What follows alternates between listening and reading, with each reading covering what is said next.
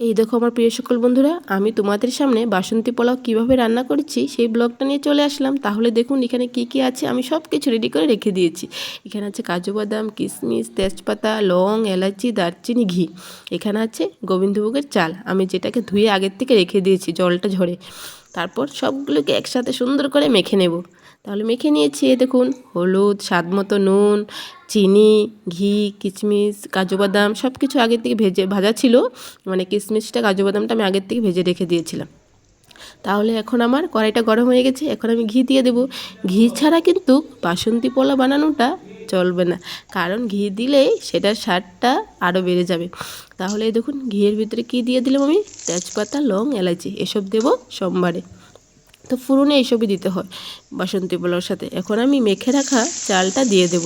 তো সেটাই কিন্তু বেশি ভাজবো না, হালকা হালকা করে ভাজবো মিডিয়াম আঁচে রেখে। গ্যাসটাই কিন্তু লো করবে না, একদম মিডিয়াম আঁচে রেখেই ভাজবে।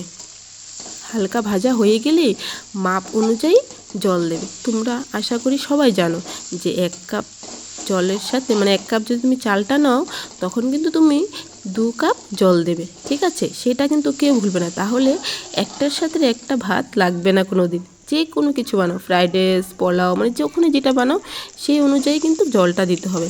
তাহলে এই দেখুন কি সুন্দর করে আমার ভাজা হয়ে যাচ্ছে। কোন সময় খাবে? আমি খাবো, তোমরা তো দেখছো। ঠিক আছে, যদি খেতে হয় তাহলে কিন্তু অবশ্যই আমার বাড়িতে আসতে হবে, না হলে কিন্তু খেতে পারবে না, তাই না? তাহলে দেখুন কি সুন্দর করে হালকা হালকা আমি ভেজে নিচ্ছি মিডিয়াম আঁচে রেখে গ্যাসটাকে। তো এখন আমি জল দিয়ে দেবো। তো দেখুন মাপ মতন আমি জল দিয়ে দিলাম। আর চিনি, নুন স্বাদ মতো দেবে কিন্তু তোমরা, সেই চাল অনুযায়ী তোমরা দেবে, সেটা আশা করি তোমরা বুঝো। এখন আমি একটু জালটাকে বাড়িয়ে দিলাম। যখন জলটা ফুটে যাবে তারপর মিডিয়াম আঁচে রাখবো। তো এখন একবার ঢেকে দিই 5 মিনিটের মতন। তো দেখো বন্ধুরা, আমি এখন 5 মিনিটের মতন ঢেকে রাখলাম। তো মিডিয়াম আছে, একটু বাড়ানো আছে, বেশি কমও না বেশি বাড়ানো না। তো দেখুন কি সুন্দর করে ফুটে গেল। এখন আমি কিন্তু 15 মিনিটের মতন একেবারে মিডিয়াম আঁচে রেখে একবারে কমিয়ে রাখতে হবে গ্যাসটাকে কিন্তু। তারপর ঢেকে দিয়ে তারপর তোমার টেস্টি টেস্টি বাসন্তী পোলাও একেবারে রেডি হয়ে যাবে। তাহলে আমি ঢেকে নিয়েছি। এই দেখো, দেখেছো 15 মিনিট হয়ে গেল, আর এখন দেখো আমার বাসন্তী পোলাও একেবারে তৈরি হয়ে গেল। যদি তোমাদের খেতে ইচ্ছে হয় তাড়াতাড়ি করে চলে এসো, একদম দেরি করবে না। তাহলে আমার এই আজকের বাসন্তী পোলাও রান্নাটা কেমন হয়েছে অবশ্যই কিন্তু আমাকে জানাবে। আর ভিডিওটাকে শেয়ার করতে কেউ ভুলবে না, ঠিক আছে?